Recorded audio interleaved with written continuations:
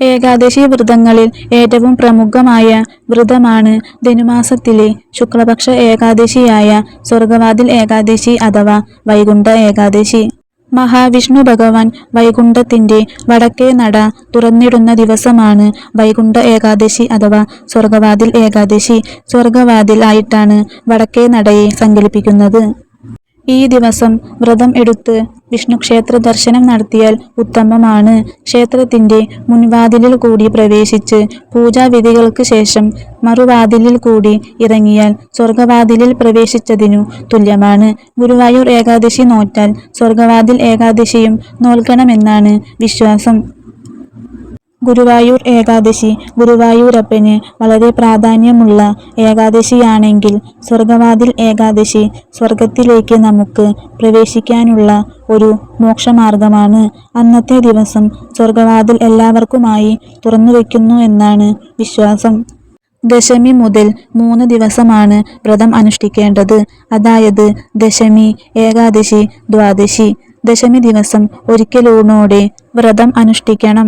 ഒരു നേരം അരിയാഹാരവും ബാക്കിയുള്ള നേരമെല്ലാം എന്തെങ്കിലും ലഘുവാഹാരവും കഴിക്കാം. ഏകാദശി വ്രതത്തിനുള്ള തയ്യാറെടുപ്പ് ശരീരത്തിന് കൊടുക്കുന്നതാണ് ആദ്യത്തെ ദിവസത്തെ, അതായത് ദശമി ദിവസത്തെ വ്രതം എന്ന് പറയുന്നത്. ഏകാദശി ദിവസം ജലപാനം പോലും ഉപേക്ഷിച്ച് ഭക്തിമാർഗത്തിൽ മാത്രം ശരീരത്തിനെയും മനസ്സിനെയും കൊണ്ടുവരികയാണ് വേണ്ടത്. പ്രഭാത സ്നാനത്തിന് ശേഷം വിഷ്ണു ക്ഷേത്രത്തിൽ ദർശനം നടത്തണം. വിഷ്ണു കീർത്തനങ്ങൾ ചൊല്ലി ക്ഷേത്രത്തിൽ തന്നെ ഉപവാസം ഇരിക്കുന്നതാണ് നല്ലത്. അന്ന് മുഴുവൻ അന്യചിന്തകൾക്കൊന്നും ഇട നൽകാതെ തെളിഞ്ഞ മനസ്സോടെ ഭഗവാന്റെ നാമങ്ങൾ മാത്രം ജപിക്കുക. വിഷ്ണു സഹസ്രനാമം ചൊല്ലുന്നത് ഉത്തമമാണ്. പൂർണ്ണ ഉപവാസമാണ് അത്യുത്തമം. അതിനു സാധിക്കാത്ത ആളുകൾ അരിയാഹാരം ഒഴിവാക്കി പാൽ, പഴം, ഗോതമ്പ് തുടങ്ങിയ ലഘുവായ എന്തെങ്കിലും ഭക്ഷണം കഴിച്ചുകൊണ്ട് ഉപവാസം അനുഷ്ഠിക്കുക. വ്രതം അനുഷ്ഠിക്കുന്നവർ എണ്ണ തേച്ചു കുളിക്കുകയോ പകൽ ഉറങ്ങുകയോ ചെയ്യാൻ പാടുള്ളതല്ല. വെളുത്ത വസ്ത്രം ധരിക്കുന്നതാണ് ഉത്തമം. ദ്വാദശി നാളിൽ സൂര്യോദയം തൊട്ട് വരുന്ന സമയത്ത് തുളസി തീർത്ഥമോ വെള്ളമോ അന്നാഹാരമോ കഴിച്ച് വ്രതം അവസാനിപ്പിക്കാം.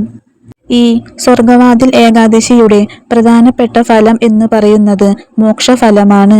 12 മാസങ്ങളിലായി വെളുത്ത പക്ഷത്തിലും കറുത്ത പക്ഷത്തിലുമായി 24 ഏകാദശികൾ ഉണ്ട്. വെളുത്ത പക്ഷത്തിലുള്ള ഏകാദശിയാണ് സാധാരണയായി നാം എടുക്കുന്നത്. അതിൽ വെച്ച് വളരെ പ്രാധാന്യമുള്ള ഏകാദശിയാണ് ഈ സ്വർഗവാതിൽ ഏകാദശി.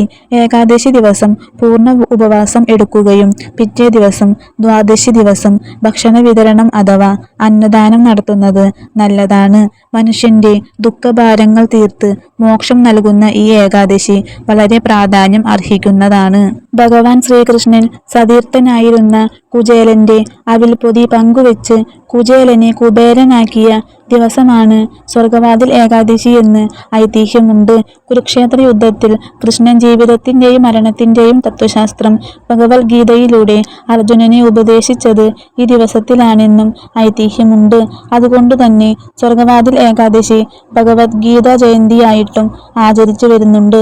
ഇത്രയും പ്രാധാന്യമുള്ള ഐതിഹ്യങ്ങൾ ഇതിനു പിന്നിൽ ഉള്ളതുകൊണ്ടാണ് വ്രതങ്ങളിൽ ഏറെ പ്രധാനപ്പെട്ട ഏകാദശിയായിട്ട് സ്വർഗവാതിൽ ഏകാദശിയെ കണക്കാക്കുന്നത്.